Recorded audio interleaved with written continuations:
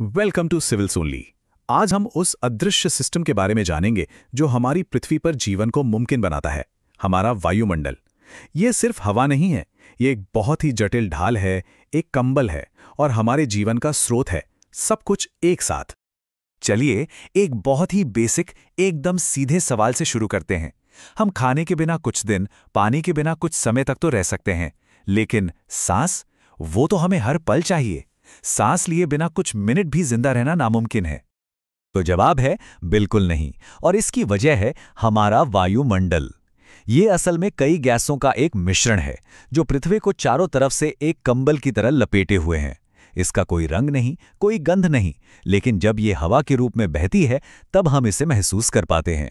ये पृथ्वी के द्रव्यमान का ही एक बहुत जरूरी हिस्सा है। तो चलिए अब जरा गहराई में उतरते हैं और देखते हैं कि ये हवा जो हमें जिंदा रखती है आखिर बनी किन चीजों से है।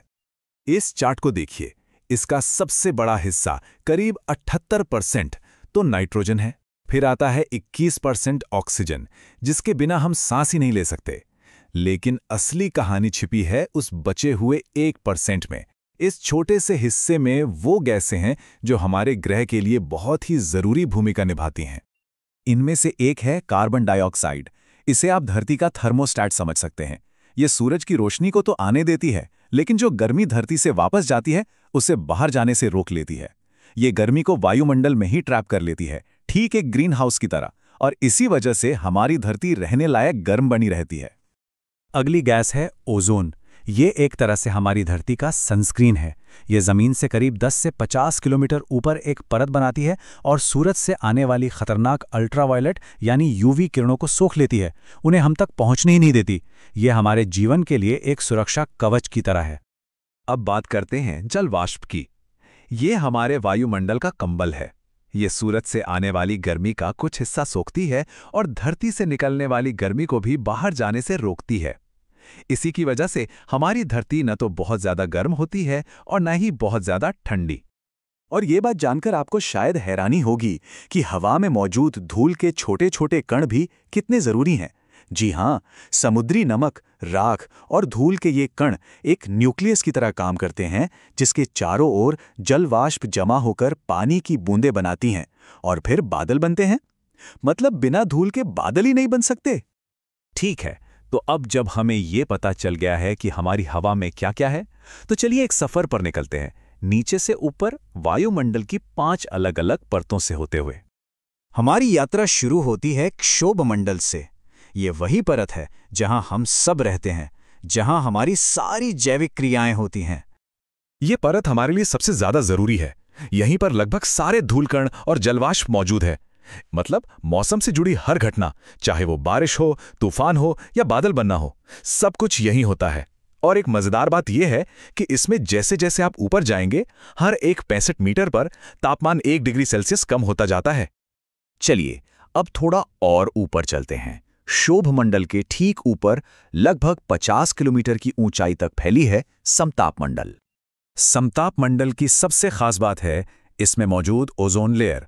जैसा हमने पहले भी समझा, यही वो परत है जो हमें सूरज की जानलेवा अल्ट्रावायलेट किरणों से बचाती है। ये इतनी जरूरी है कि दुनिया भर के देशों ने मॉन्ट्रियल प्रोटोकॉल के तहत इसे बचाने के लिए मिलकर काम किया है, जिसे पर्यावरण तो बचाने की एक बहुत बड़ी कामयाबी माना जाता है। सफर जारी है और अब हम पहुंच गए हैं मध्यमंडल में। जैसा कि नाम से ही जाहिर है, ये वायुमंडल की बीच वाली परत है। यहाँ क्या होता है, एक बार फिर से, जैसे जैसे हम ऊपर जाते हैं तापमान तेजी से गिरने लगता है और 80 किलोमीटर की ऊंचाई तक पहुंचते पहुंचते तो ये -100 डिग्री सेल्सियस तक चला जाता है। बहुत ठंडा है यहाँ। हमारी अगली मंजिल है आयन मंडल। इसका नाम ही इसकी सबसे बड़ी खासियत बता देता है। इस लेयर में इलेक्ट्रिकली चार्ज्ड पार्टिकल्स होते हैं जिन्हें हम आयन कहते हैं, और ये हमारे बड़े काम के हैं। असल में धरती से जो रेडियो तरंगें भेजी जाती हैं वो इसी परत से टकराकर वापस लौट आती हैं, और इसी वजह से हम लंबी दूरी तक रेडियो सुन पाते हैं या बात कर पाते हैं। और हाँ, यहाँ ऊंचाई के साथ तापमान फिर से बढ़ने लगता है। और अब हम आ गए हैं अपने सफर के बिल्कुल आखिरी पड़ाव पर, बहिर्मंडल। ये हमारे वायुमंडल की सबसे बाहरी, सबसे ऊपरी परत है। ये इतनी ऊपर है कि इसके बारे में हमारे पास ज्यादा जानकारी है ही नहीं। यहाँ गैस के कण इतने दूर दूर होते हैं कि धीरे धीरे अंतरिक्ष में ही मिल जाते हैं। समझिए, ये हमारे वायुमंडल और अंतरिक्ष के बीच की सीमा है जहां हमारा वायुमंडल खत्म होता है। तो हमने वायुमंडल की पूरी बनावट को परत दर परत समझ लिया है। अब देखते हैं कि ये सब मिलकर हमारे रोज के मौसम और जलवायु को कैसे तय करते हैं। ये 6 चीजें हैं: तापमान, दबाव, हवा, नमी, बादल और बारिश या बर्फबारी। हम जिसे मौसम कहते हैं वो असल में इन्हीं 6 चीजों का खेल है, और इन सब को कंट्रोल वही वायुमंडलीय सिस्टम करता है जिसके बारे में हमने अभी अभी बात की है। तो चलिए अब इन सारी बातों को एक साथ जोड़कर देखते हैं। अब तक ये तो साफ हो गया होगा कि हमारा वायुमंडल सिर्फ हवा का गोला नहीं है, बल्कि एक बहुत ही कॉम्प्लेक्स और नाजुक सिस्टम है। सोचने वाली बात है, हमें जिंदा रखने वाली ऑक्सीजन से लेकर हमारी रक्षा करने वाली ओजोन तक, हमें गर्म रखने वाली ग्रीन हाउस गैसों से लेकर हमारे मौसम को बनाने वाली परतों तक, ये सब कुछ एक ही डायनामिक सिस्टम का हिस्सा है जो एक दूसरे से जुड़ा हुआ है। और ये सब हमें एक आखिरी और बहुत जरूरी सवाल पर लाकर खड़ा करता है। ये पूरा जीवन देने वाला सिस्टम एक बहुत ही नाजुक संतुलन पर टिका है।